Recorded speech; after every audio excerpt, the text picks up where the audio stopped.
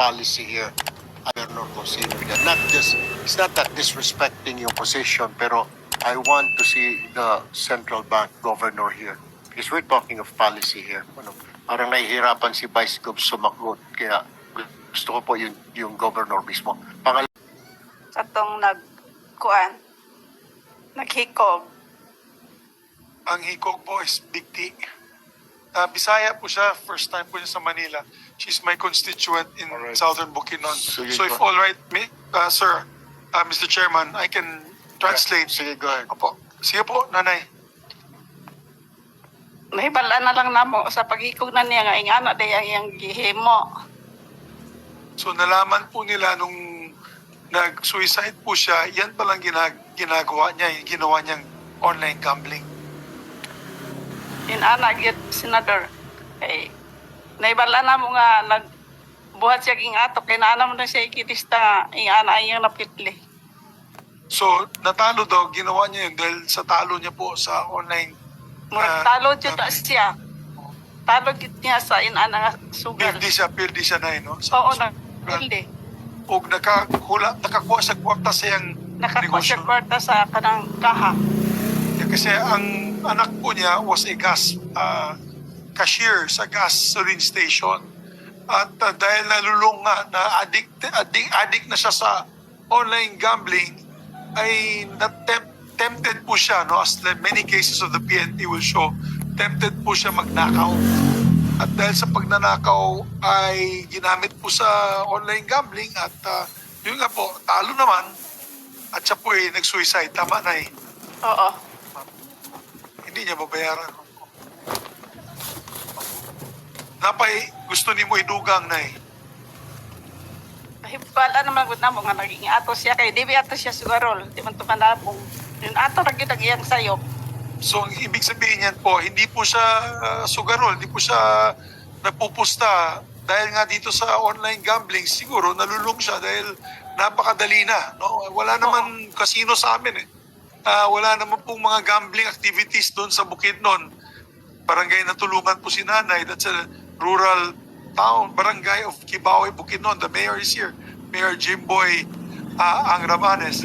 Bakit hindi mo kaya, Mr. President, i-ban ang online gambling? Kasi ang karamihan dyan naglalaro ay mga Pilipino, purong Pilipino. Samantala, nagawa nyo po ang Pogo i-ban, total ban na ang mga sugarol ay mga dayuhan. Hindi talaga namin maintindihan, Mr. President, kahit ang mga senador na kaalyada mo, hindi talaga maintindihan kung bakit hindi mo kayang i-ban ang online gambling ng mga Pilipino ay sugarol.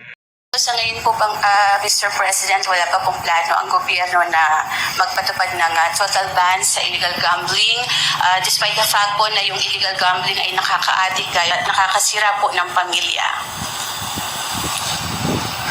That's the thing. What is the problem? Is the problem online gambling? Or is the problem na addict ang tao o nadadamay at natuturuan ng mga bata na magsugal? That's the problem. So let's solve that problem. You know, ang nagiging online gaming is evil. Hindi naman, okay, hindi pan natin. Hindi ba? Ganun, nandun ang usapan ngayon when it comes to online gaming. Pero hindi naman, kailangan talaga may tendency kumisan tayo dito sa atin. Pagka may iban. Higit 1 bilyong piso umano ang ininvest ng pamunuan ng GSIS sa online sugal. Kaya pala hindi maban ang online sugal kasi ang GSIS o ang gobyerno mismo nag-invest sa online gambling. And they can confirm na wala namang gambling activities dyan sa amin sa Mindanao. Kundi ito. Tama po na eh. So, tungod sining online gambling sa telepono, moto nagsulod siya dito sa pagsugarol. Nasugarol siya. Yeah. Sana mapakinggan po ng ating policy makers. This is the face of the Filipino today.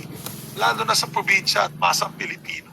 Nandito rin, Senator Zubiri, with the indulgence of our colleagues here, si Ginoong Antonio Concha, pinsan daw po ito nung biktima. Ano ho nalalaman ninyo tungkol ho dito sa...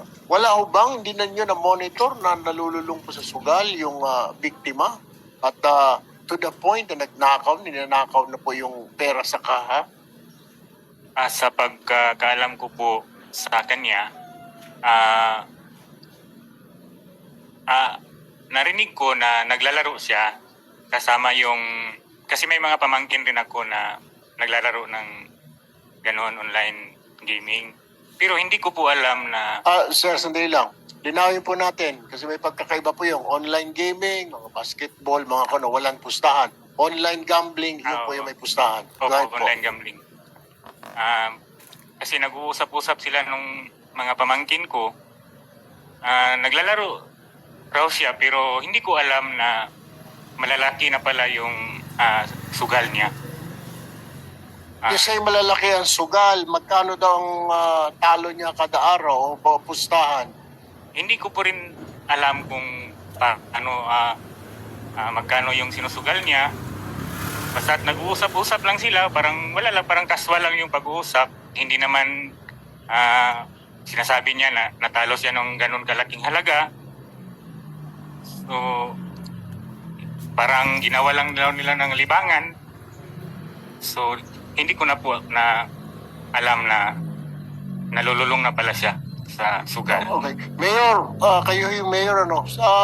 Magkano sa pagkakaalam niyo ho yung kwenta po ng may-ari ng gasolinahan po na yun ang nakuha po ng biktima natin mula sa kaha? Yeah, hello.